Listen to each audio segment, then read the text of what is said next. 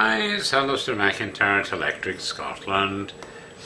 This is my new weekly video about the newsletter and what's going on in Electric Scotland, Electric Canadian sites, and what's happening in the Scottish news.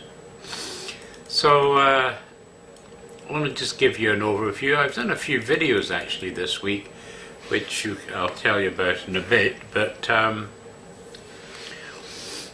essentially under the news we've got the stories behind 7 of Scotland's most popular tartans. Well, I know tartan's popular and everything like that, you know, and so I thought that might be a nice, interesting story for you to read. Next one I put up was Jacob Rees-Mogg has become the perfect politician for our confused times. Says his views seem to have no place in the modern world, but amid the Brexit chaos, his calm, dignity and conviction set him above the fray. So again, because he's one of the, I would say, the leading contenders for possibly taking over from Theresa May, so I'm kind of following him. He's coming after Boris Johnson, as it happens, who's the first pretender to her throne. Next bit is, which I thought was quite good, was stop whinging about Donald Trump. He's no Putin and should be welcomed. This is from the Sunday Post. It says Trump loves this country, his family came from here, and he is actually invested in Scotland. And it's just making a case that, you know, he should be welcomed. Again, I thought that was a really good story because I haven't seen anything like that in the Scottish press. It's usually anti-Trump all over. So it was a nice, I thought it was a good article. Then I've got 17 reasons why we should love Brexit. Again, this is my thrust saying, well, you know, it's about time we got good news rather than bad news about Brexit. And again, I know I've got a few readers who like Highland cattle, so the next story is about top Highland cattle on show at spring sale, with lots of pictures. It's basically saying the cream of the Highland cattle world have gathered for the 127th spring show and sale at Oban in the west of Scotland. So, hope you enjoy that wee story. The president the media made is another story. That one is obviously about Donald Trump. It says the media made Trump and now they don't know how to handle him.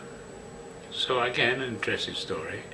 And another one which piqued my interest was Dawn of the Eurasian Century. It says London may yet become a great Eurasian capital. This is based partly on the Chinese Silk Road thing. You know, they're looking to build the old Silk Road right through from China through to Europe. And we've actually got a railway trip you can take from China that actually gets you into London. I remember seeing a news item of that, must be a few months ago now. The next story is 5 old wedding customs of Scotland. Well, I'm just thinking as it's kind of Valentine's week, I thought maybe some people might be proposing and looking to get married, so I thought it might be useful to have some old wedding customs for you to consider when you tie the knot, as it were. Then the next story is the 1960s travel photos of a working class Greenock dad. It says Andy Gibb, a time-served electrician, left his hometown of Greenock in the early 60s to pursue well-paid work in East Africa, Borneo and Pakistan with his firm, Paisley-based Barber and Kilpatrick. So I thought that might be interesting. Then we've got the Boris Johnson Brexit speech. I found a site where you can both get a transcript of his speech and also listen to him giving it to you.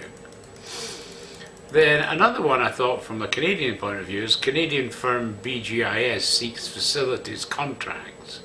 It says Canadian firm GIS is in talks to take on former Carillion facilities management contracts. So again, I thought that was kind of interesting. Then we've got a story about Barnier's hard line on transition is unreasonable and reckless.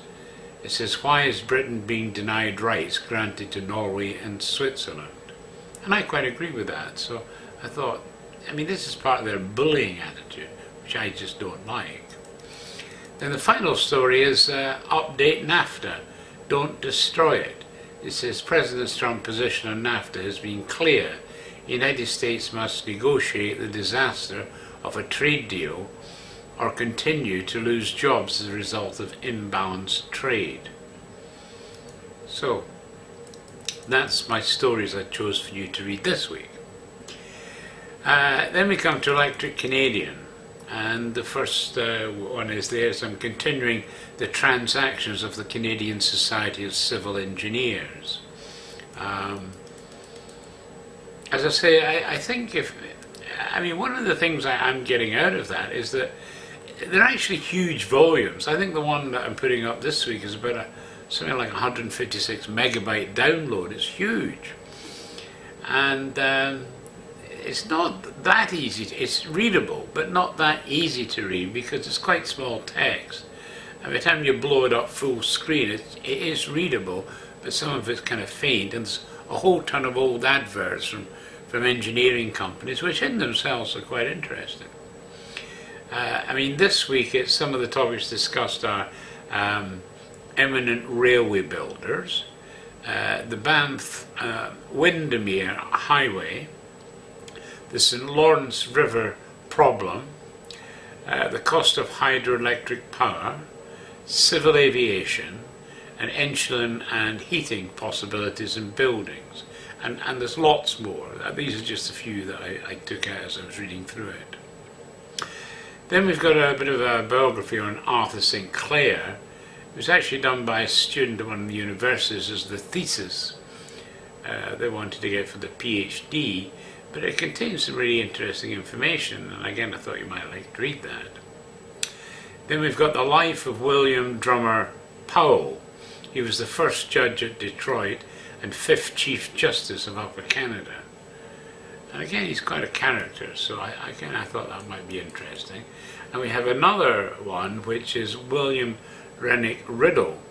He was the lawyer, judge, historian, author, to which I added a few of his books and articles. And you can read this from the link I produce on the site.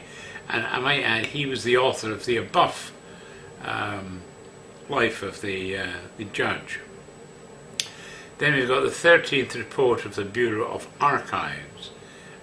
This includes a tour through Canada and notes by an Anglo-Canadian and correspondence by Lieutenant Governor Simcoe with other material in there. So again, I thought that would be interesting.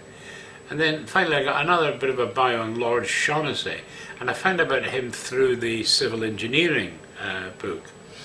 And he's quite a character as well. It says I added some biographical background on him and his grandson. He was president of the CPR and did valuable work for Canada in the First World War. So again, I thought that was kind of interesting, so I thought you might like to have a read of that. And then I've got a couple of articles by Conrad Black, which I'll give you the links to. And then on to Electric Scotland. I'm continuing the Fur and Feathers series, and this week's article is actually about the partridge. So if you've been enjoying those, hopefully you'll like this one on the partridge. Then I've got the folklore of plants. Remember I said I'd have found a few folklore items last week. Well, this one's on plants, and I've now put this one up. I've got positive aspects of Brexit for the poorest in our society. This is one of the videos I said I did, because I thought people aren't talking about that kind of thing, and it was something I didn't realise myself. So I thought I'd give a wee talk about that. And then the other video I did this week was UK versus Scottish independence. That came about because I was reading an article from these islands, and where they're trying to promote the UK and rather than independence, Scottish independence. So I thought I'd put my tuppence worth in, as it were, so I've done a video on that. And then I also came across a site, an article talking about it, which is the Export Advisory Service. Well, I've been saying over many years now that I think Scots are just not exporting enough. And I think it's time for them to do something about that. And this is a site you can go to where you can get aid and actual practical assistance and help for you to export. So again, I thought I'd make that site known to you, and you might like to have a read through it.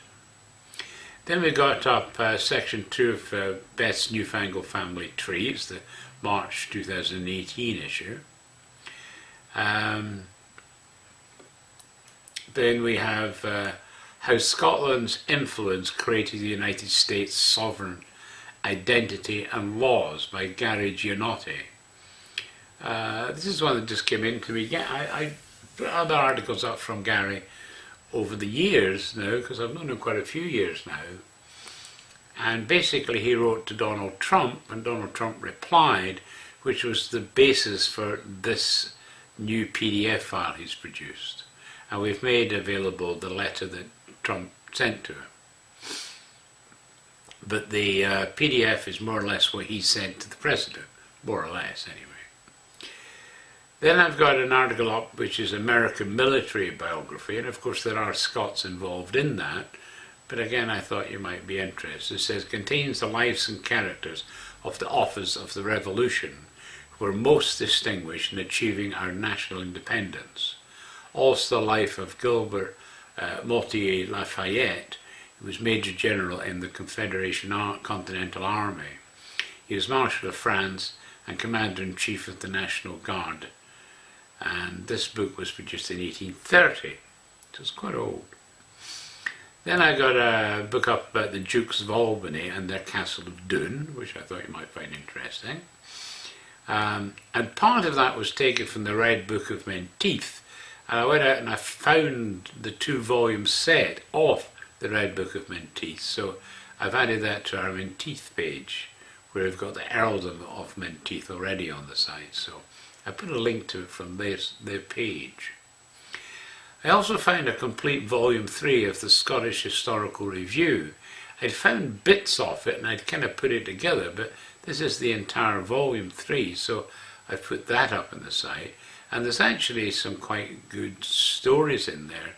One, and I forget the person's name now, but he wrote a diary.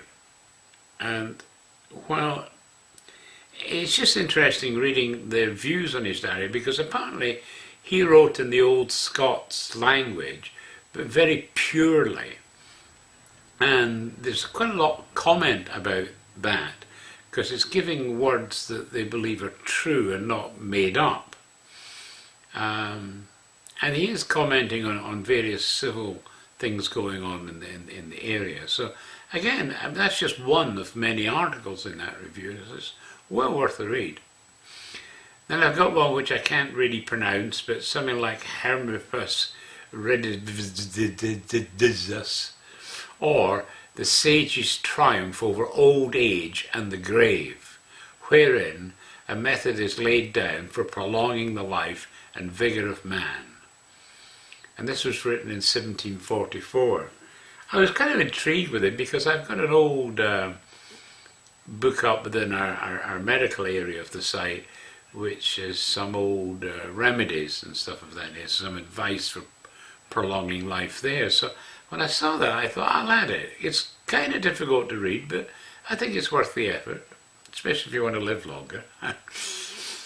And then to complete the story of this week is Asia is as key to Britain's future success as Europe.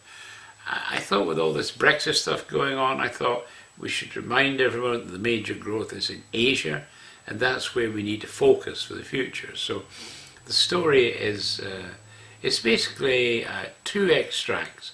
One is about Asia itself specifically, but the other one is a wee article from the Australian High Commissioner, Alexander Downer, who predicted a boom in trade between his home country and Britain.